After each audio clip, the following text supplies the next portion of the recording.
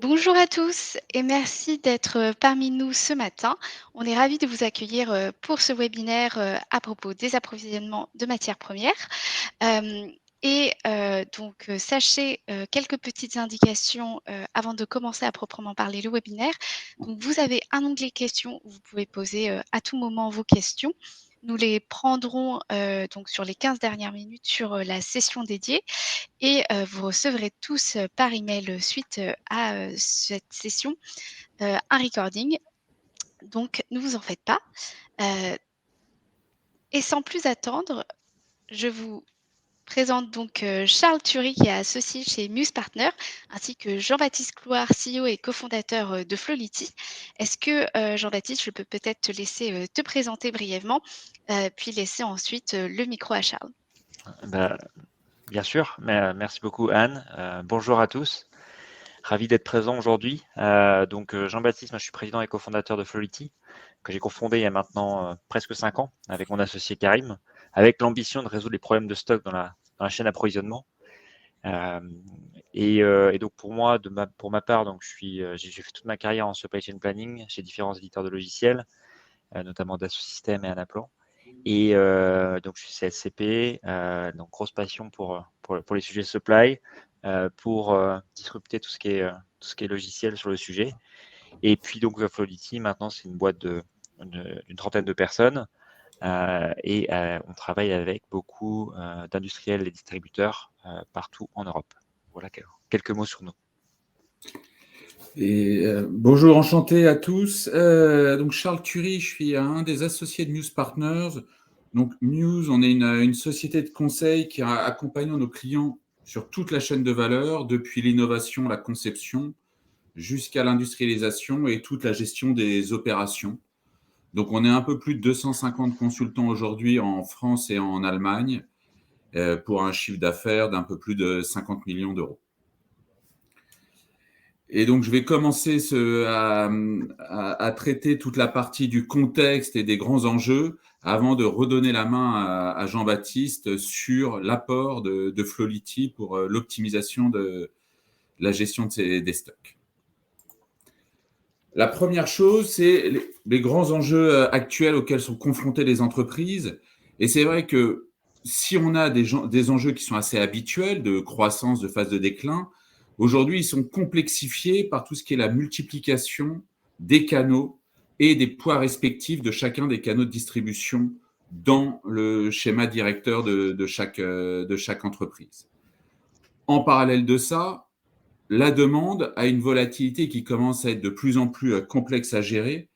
Et c'est vrai qu'aujourd'hui, un schéma classique où les stocks sont dimensionnés en fonction des prévisions uniquement et cherche une certaine stabilité là-dessus, n'est plus tout à fait adapté et nécessite des différences de traitement entre la vision stratégique, la planification à moyen long terme, et la vision à court terme. Et tout cela dans un contexte où l'anticipation est nécessaire. On a des délais d'approvisionnement qui s'allongent et avec une fiabilité qui est en forte baisse, et des consommateurs qui ont des attentes de plus en plus fortes. Et aujourd'hui, vis-à-vis de ces enjeux, c'est vrai qu'on a pas mal de limites. On ne va pas les reparcourir toutes, mais les points essentiels sont où? C'est la dualité assez classique entre les achats et la supply chain, où les achats optimisent une vision purement procurement, quand la supply chain cherche à optimiser l'ensemble des flux de l'entreprise. Tout ce qui est suivi, mise à jour pour la maîtrise des approvisionnements, donc la mise à jour des paramètres, le bon suivi et avoir la capacité à s'adapter rapidement. On a parlé de la prévision des services aux clients, où il faut, à travers la multiplication des points de stock, pouvoir maîtriser ce qu'on offre. Mais un des points essentiels sur lequel je voulais revenir, c'est vraiment la différence entre la stratégie et l'opérationnel. Entre une planification à moyen long terme qui permet d'apporter de la stabilité et de définir la stratégie, mais une nécessité d'avoir une réactivité et une forte agilité à court terme pour s'adapter aux événements et au contexte de l'entreprise. Vis-à-vis de ça, on a des enjeux qui sont en forte croissance, et surtout dans la période actuelle, avec l'évolution du coût de l'argent. On voit sur un des indicateurs là le coût de possession des stocks. C'est vrai qu'aujourd'hui, on prend des hypothèses sur le coût des stocks et l'impact sur le BFR qui peuvent représenter 10 à 15% de taux de possession. Ce qui fait que le stock devient central dans la performance économique et financière de l'entreprise, en sachant qu'en parallèle, on a eu sur la dernière année une augmentation extrêmement forte, plus 58%, de jours sans stock, de jours avec rupture. Donc on est vraiment dans un contexte assez complexe et donc des enjeux extrêmement, extrêmement forts liés à la bonne maîtrise de la planification des stocks et de la gestion à court terme de ces stocks, en sachant que face à ces enjeux, on a toujours du mal à y répondre. Aujourd'hui, sur l'année dernière, il y avait eu un point fait par Nikkei Analysis en mars 2022. Si on prenait un peu plus des 2000 entreprises manufacturières mondiales cotées, elles ont eu un record de niveau de stock. La valeur en elle-même a un certain intérêt, mais le point essentiel, c'est qu'on a des stocks qui ont augmenté fortement sur les 10 dernières années, et malgré ça, on a toujours des goulets d'étranglement au niveau des industries du fait de la pénurie, de la disponibilité des matières premières, des composants. Et ça coûte un peu plus de 4% de la production industrielle dans les pays de la zone euro. Donc on est véritablement dans un contexte où les stocks augmentent et malgré tout, on a encore des contraintes fortes posées par la disponibilité des matières. Charles, aujourd'hui, peut-être une petite question sur les entreprises que tu vois, qui viennent te voir pour des sujets de stock. À ce jour, qu'est-ce que tu perçois comme le point prédominant? Est-ce que c'est d'abord des soucis de réduction de BFR et de working capital, ou alors est-ce que c'est des sujets de réduction des goulots, réduction des ruptures?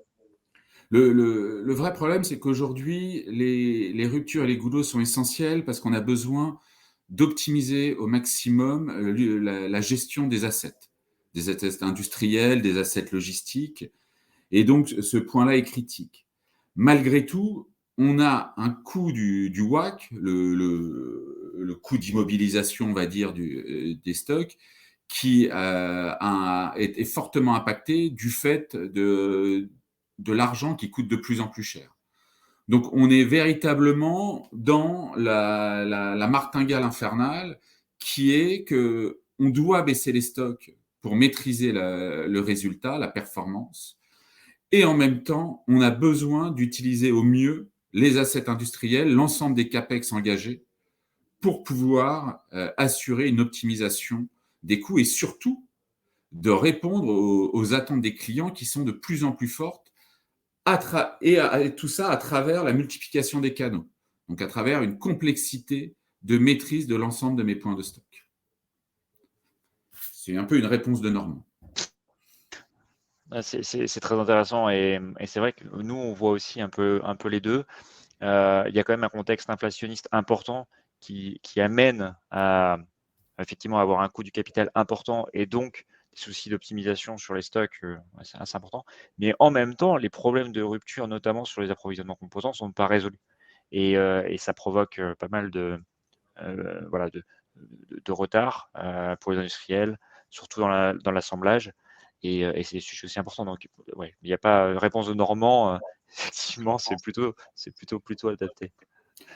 Et ben, on va voir derrière, on va regarder, on va le faire même tout de suite, justement, de comment relever le défi de la gestion des matières premières, qui est le point essentiel d'aujourd'hui, en sachant que on a déjà besoin de s'adapter à ce contexte qui évolue.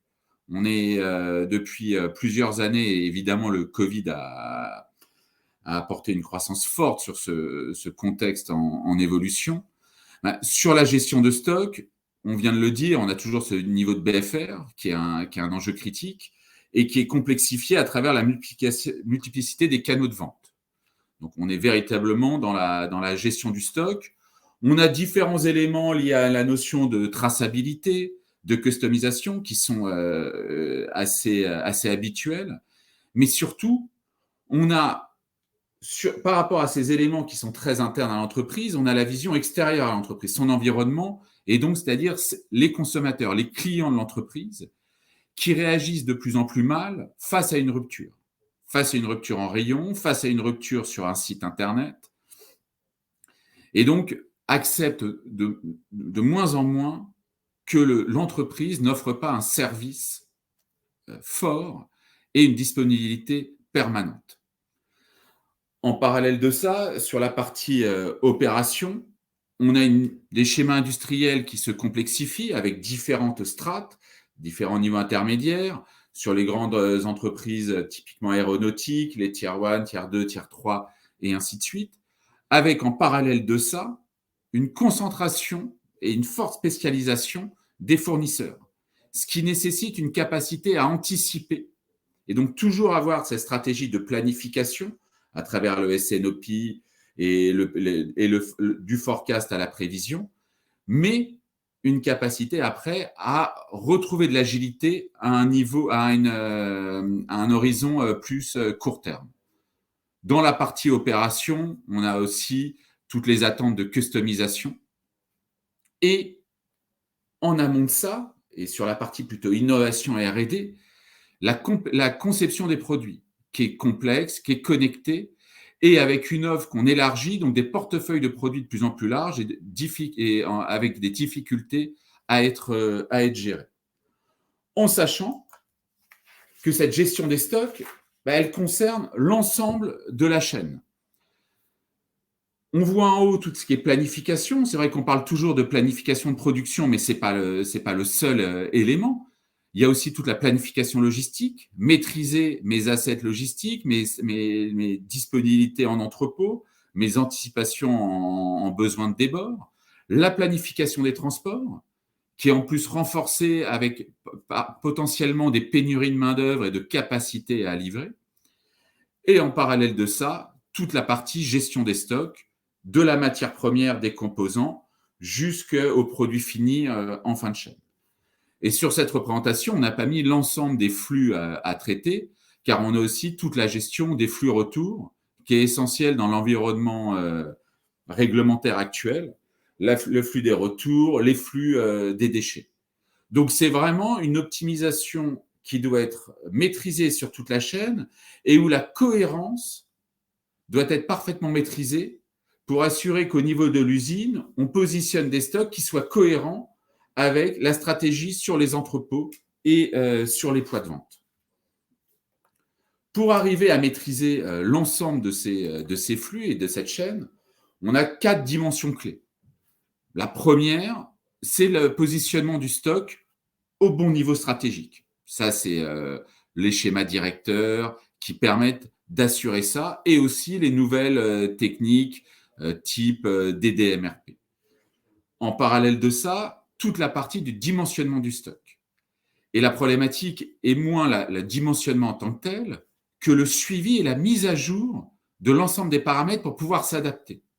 Et ça va être un point essentiel et qu'on va revoir après à travers l'outil Flowlity. En parallèle, évidemment, avec tout ce qui est data, big data, maîtrise de nos données, c'est la visibilité en temps réel sur les indicateurs clés qui permettent aux instances de gouvernance et de pilotage de prendre des décisions ad hoc, pertinentes, et qui sont basées sur des datas de qualité et restituées le plus rapidement possible, si ce n'est en temps réel. Aujourd'hui, le besoin, c'est véritablement une solution qui est complète, c'est-à-dire d'avoir une gestion de stock qui part d'une segmentation produit, cohérente avec l'offre de service qu'on promet aux clients, qui nécessite, à travers cette segmentation produit, une revue de l'ensemble de la politique de stock et des taux de service. Mais ce n'est pas uniquement une gestion de paramètres, c'est aussi une animation de cette gestion des stocks. On a mis un exemple ici qui est sur les SMDS, donc c'est les Slow Moving Dead Stock.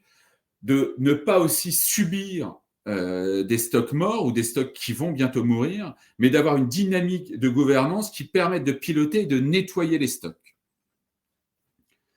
Évidemment, on a tous les modes de gestion et on a besoin d'avoir des modes de gestion qui sont adaptés à chacune des segmentations produits, à chacun des modèles supply chain, par exemple. On n'a pas une supply chain unique, mais on a véritablement une supply chain qui est différenciée par typologie de comportement. Et à travers ces comportements, on positionne les stocks, les points de découplage au bon niveau pour assurer le service qu'on promet à nos clients. Maintenant, je vais redonner la main à Jean-Baptiste sur la partie Flowlity. Alors, donc, pour faire la transition avec tout ce que dit Charles. Donc, tout ce que dit Charles, c'est une grosse partie de notre réflexion.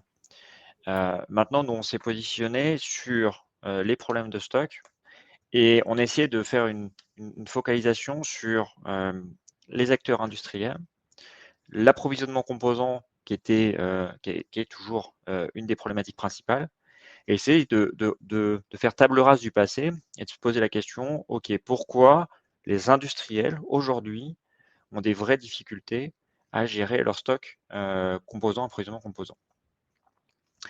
Et en fait, on s'aperçoit qu'il y a plusieurs raisons. Une qui est liée à l'incertitude de fournisseurs, des fournisseurs qui ne livrent pas forcément à l'heure ou qui ont un niveau de fiabilité faible. Une qui est liée au MRP, qui donne des signaux qui ne sont pas forcément justes, qui met beaucoup de volatilité, d'incertitude dans le système. Une qui est liée simplement au fait qu'il n'y a pas de système d'alerte, il n'y a pas de visibilité sur les priorités. Et en fait, on arrivait à un constat, c'est que aujourd'hui, il n'y a pas vraiment de solution pour adresser ce problème-là. Il n'y a pas de catégorie de produits pour adresser ce problème-là. Et la plupart des acteurs, et on témoignera notamment avec un de ces acteurs-là au Supply Chain Event, ils sont un peu démunis parce qu'en fait, ils ont un ERP, ils ont des fichiers Excel, ils ont des outils pour faire du purchasing, du procure to pay. Mais aujourd'hui, voilà, il y a une espèce de trou dans la raquette où il n'y a pas de produit adéquat capable d'adresser la problématique de bout en bout pour résoudre les problèmes d'approvisionnement matière. Et donc, en fait, on s'est dit, si ça n'existe pas, faisons-le et introduisons notre propre catégorie. Donc, on a appelé ça IMS, Intelligent Material Management System.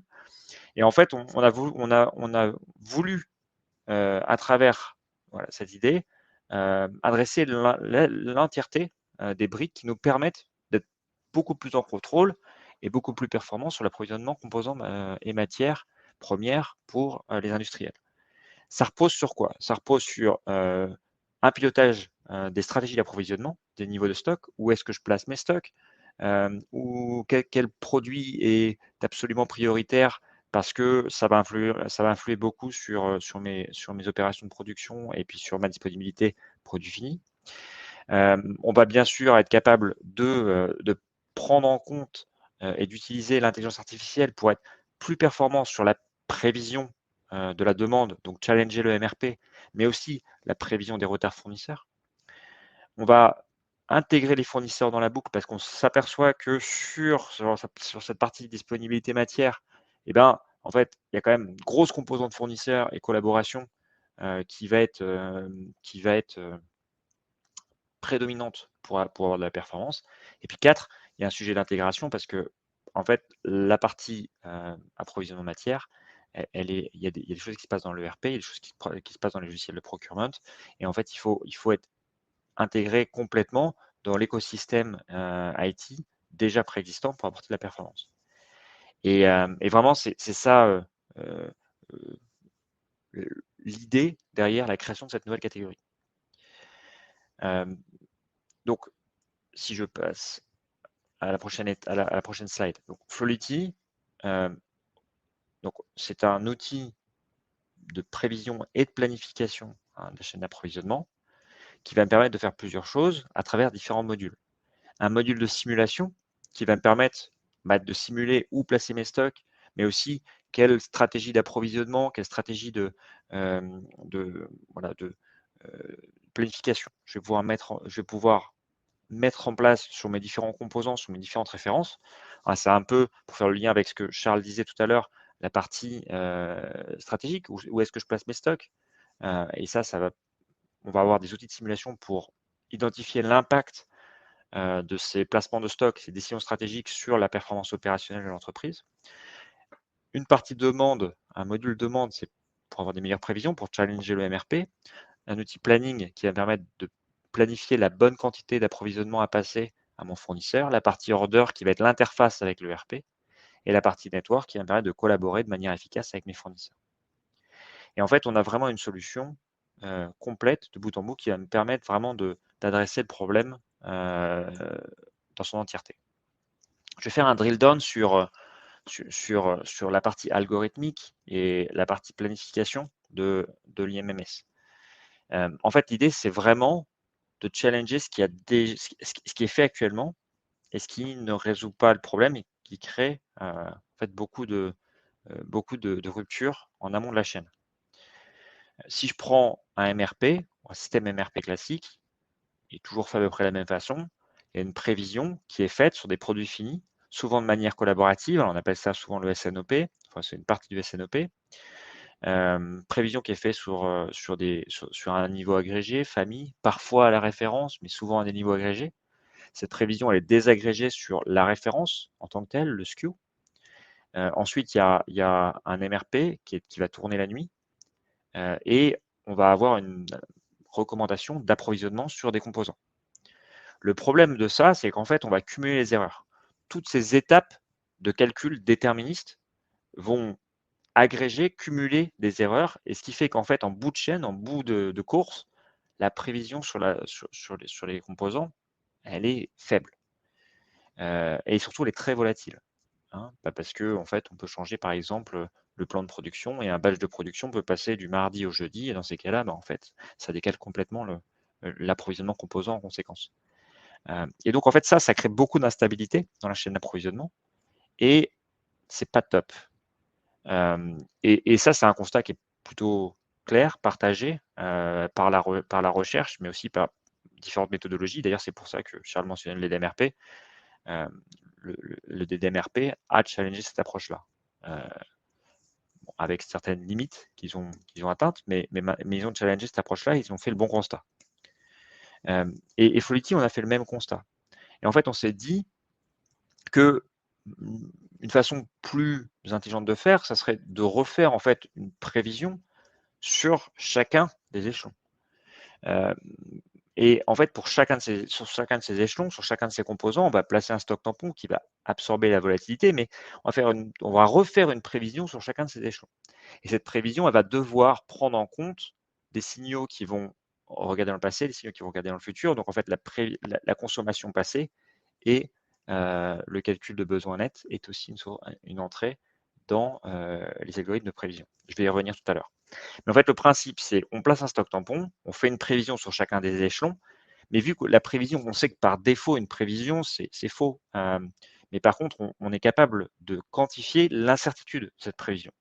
Et en fonction de ces incertitudes-là, on va placer des stocks qui vont nous couvrir par rapport à un risque que la demande soit plus élevée ou plus faible que prévu, ou que le retard fournisseur soit plus élevé ou plus faible que prévu. Et puis après, on va passer la recommandation d'approvisionnement optimal pour faire en sorte de minimiser les disruptions sur l'ensemble de la chaîne et avoir une stabilité qui est plus importante. Donc, si je compare par rapport à l'approche MRP, sur la droite, vous avez l'approche Floity. En fait, l'approche Floity, ça va être d'utiliser l'intelligence artificielle pour un use case très concret, très pratique, qui est qu'on va coupler deux signaux. Un, le MRP. Deux, les consommations historiques. Et on va coupler ça dans un algorithme de machine learning qui va nous permettre d'avoir une prévision par elle-même sur la consommation des composants qui va tenir compte des tendances du MRP, mais qui va être beaucoup plus fiable que juste un calcul déterministe qui va cumuler les erreurs comme on l'a vu précédemment. Jean-Baptiste, ça veut bien dire qu'on conserve l'approche assez classique de la prévision qui remonte, oui, et qui se transforme, et qu'on vient challenger cette prévision avec une nouvelle approche et qui permet de compléter la vision. C'est exactement ça. Et si je fais un petit parallèle sur l'historique, parce que c'est toujours intéressant aussi de voir comment tout ça s'est pensé. Et ça va vous donner un peu plus de contexte sur pourquoi on en est arrivé là. On a commencé, quand on a commencé, on s'est dit, on est parti du même constat que d'autres, hein, sur les problèmes liés au MRP. Puis on s'est dit, bah tiens, on va faire un forecast sur les matières, sur les consommations de matières, pour des composants, pour un acteur dans l'horlogerie. Et on avait fait ces forecasts, et puis on s'est aperçu que sur 60-70% du portefeuille, on était bien meilleur que ce que pouvait faire un MRP. Uniquement en faisant un forecast statistique, bien sûr en essayant de quantifier les erreurs, et puis en adaptant un stock tampon pour combler ces erreurs. Alors c'était bien, c'était une bonne base, mais 60-70%, ça ne suffisait pas. Et en fait, on était particulièrement mauvais à cette époque-là sur les nouveaux produits avec des nouveaux composants, sur des changements de stratégie où il y avait potentiellement des effets assez forts en augmentation, en diminution de volume. Et donc, on se dit naturellement, en fait, le signal MRP est un signal intéressant qui va amener de l'information supplémentaire. Et c'est là qu'on a conçu cette approche qu'on appelle la prévision et la planification résiliente. On va dire, en fait, on va coupler les deux. On va mettre les deux dans notre algorithme. Et on va faire en sorte que l'algorithme s'améliore en sachant par lui-même quand prendre le MRP, quand prendre les historiques, et en ayant une certaine robustesse en fonction des différents patterns, soit sur des choses qui sont assez stables avec des composants historiques, ou soit en prenant le MRP plus parce que introduction de nouveaux produits, fin de vie, ce genre de choses. Et aujourd'hui, donc, on arrive à avoir un algorithme qui marche dans la grande majorité des cas et qui bat le MRP tout le temps. Hein. Donc, c'est ça qui est intéressant. Jean-Baptiste, il y a une question, et je te coupe parce que je pense qu'elle est dans le thème là de la slide, c'est de la part de Solange. Que penses-tu du demand sensing pour une chaîne d'approvisionnement où le lead time end-to-end est de plus de 18 mois? Alors, le demand sensing, c'est une prévision court-termiste basée sur des données potentiellement internes mais aussi externes, qui va me permettre d'avoir une prévision plus fiable. Généralement, c'est entendu sur des produits finis. On fait un demand sensing, ok, ça améliore la prévision sur des produits finis, mais si on utilise le modèle MRP pour faire de l'approvisionnement composant, ça n'a rien changé. Hein. Ce que fait Flowlity, donc c'est de la prévision aussi, c'est de la prévision avec l'intelligence artificielle, machine learning, ça s'apparente à du demand sensing, sauf qu'on refait en fait une prévision pour les composants. Et donc ça va avoir de la performance, ça va être intéressant, même quand le lead time est 18 mois. À ce Supply Event, on va faire intervenir et on va faire une conférence avec un gros industriel. Je ne le dis pas encore parce que ça va être annoncé en temps et en heure, mais et le lead time est largement de plus de 18 mois. On a aussi un acteur avec qui on travaille dans le pétrole, sur les pièces de rechange. C'est aussi largement plus de 18 mois. Et là, il y a un intérêt.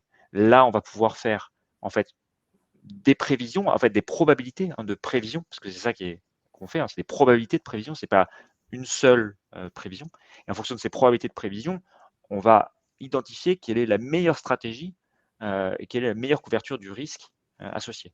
Et potentiellement, ça peut être avec un stock tampon, potentiellement, ça peut être avec un buffer lead time, potentiellement, ça peut être avec d'autres techniques, mais en fait, c'est ça le métier. Donc, on va proposer une plateforme qui va nous permettre de quantifier les risques et après d'avoir une panoplie d'outils à notre disposition pour se couvrir par rapport à ces risques-là.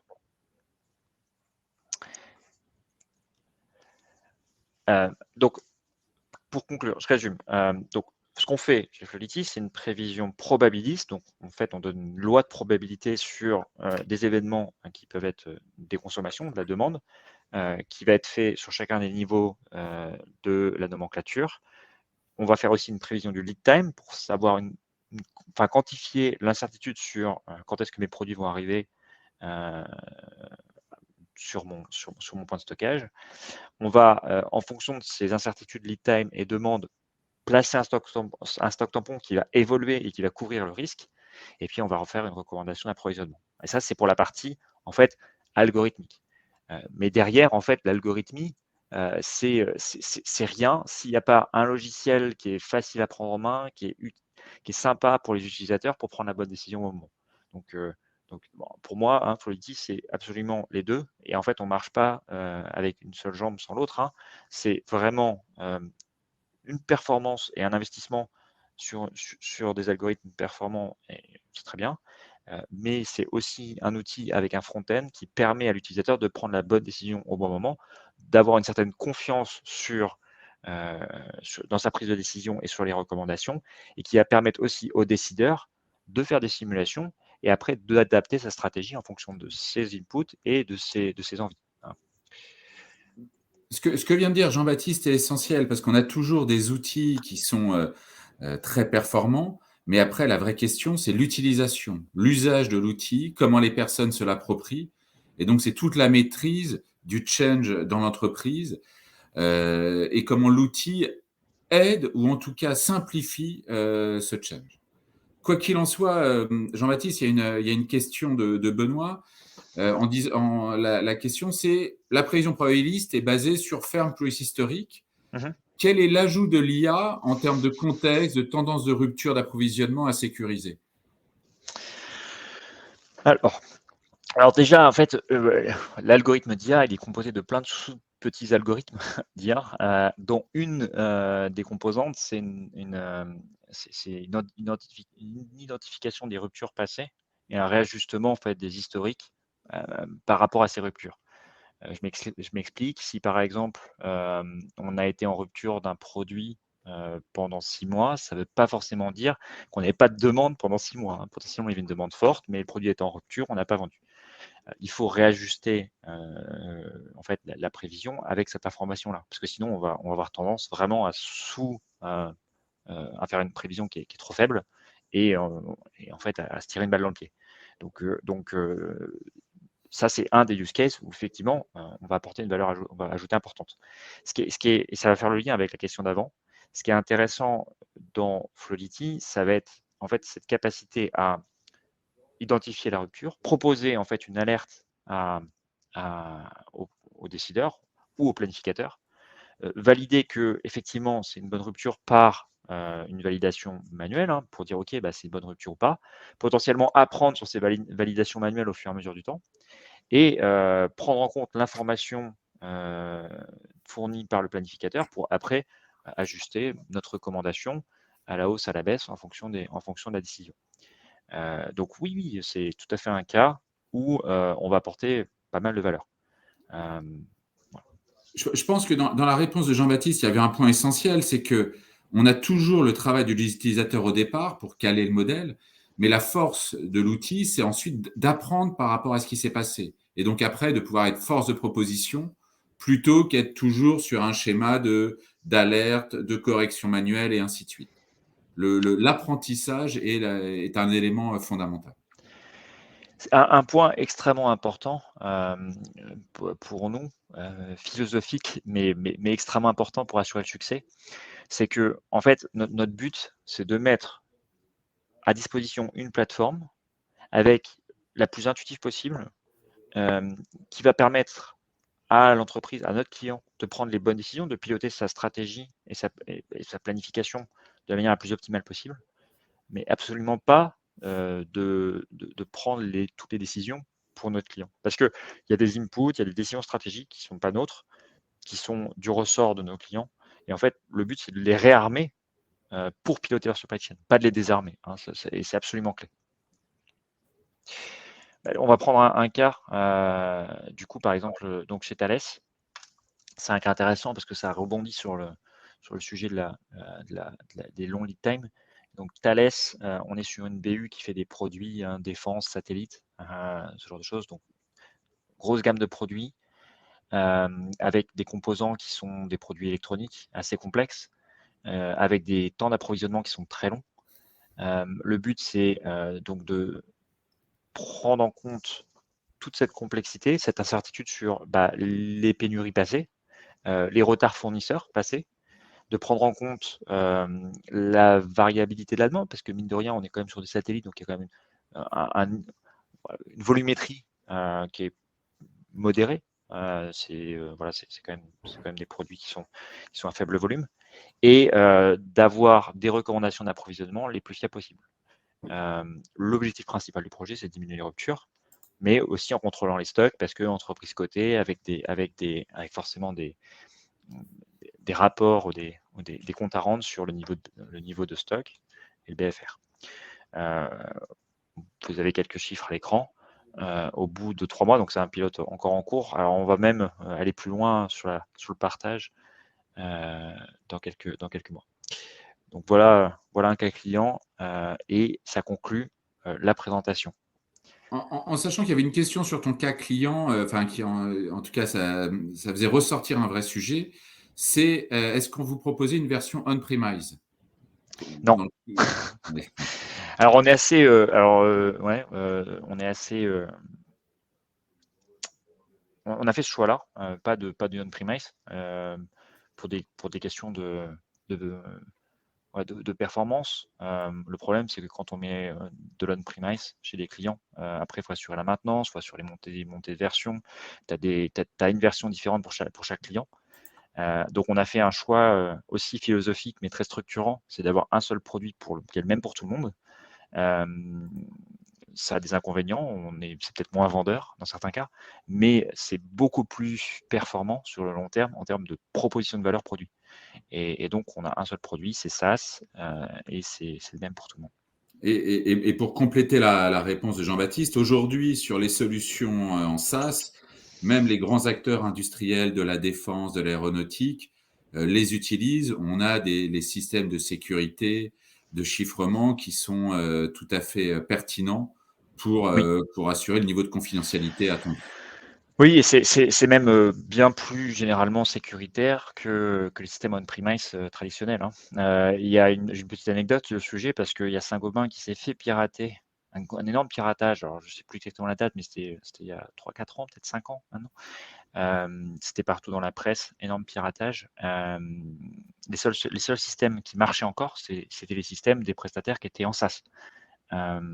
Tout l'on-premise interne était à l'arrêt, c'était catastrophique. Enfin, c'était vraiment un gros truc. Donc le SaaS est pas du tout moins sécurisé que l'on-premise, au contraire. Et même avec Thales, donc un client extrêmement pointilleux sur la sécurité, hein, c'est entreprise de défense. On travaille en SaaS maintenant. Merci beaucoup à tous les deux, en tout cas, c'était très intéressant, et il nous reste à peu près 7 minutes pour les questions-réponses, donc si jamais il y a de nouvelles questions, n'hésitez pas. Moi, j'ai une première question, je vais prendre les questions dans l'ordre, de David. Peut-être, pour Charles, c'est tout simplement par où commencer quand on souhaite optimiser ses matières premières, et quels impacts en fait sur les processus déjà existants, étant donné qu'aujourd'hui tout est tourné vers les produits finis? Par où commencer? Je pense que le point fondamental, d'un point de vue stratégique, c'est le positionnement des stocks et d'une vraie réflexion pour ça sur tous les points de découplage en amont du produit fini, c'est-à-dire les points de découplage de matières premières, composants, est-ce qu'ils sont positionnés et anticipés chez le fournisseur ou chez nous, et après dans toute la chaîne de production, à quel endroit je positionne mes points de découplage pour déjà pouvoir optimiser ma prod, mais surtout réduire le lead time vis-à-vis du produit fini. Et donc là, c'est vraiment d'un point de vue stratégique. Ça serait le premier point. Évidemment, ça a un impact sur l'organisation parce qu'on commence à avoir des positionnements de stock un peu plus multiples. Et donc, ça nécessite une bonne coordination de l'ensemble des acteurs et entre autres, des acteurs qui assurent toute la partie planification de la production d'un côté et la partie gestion des appros.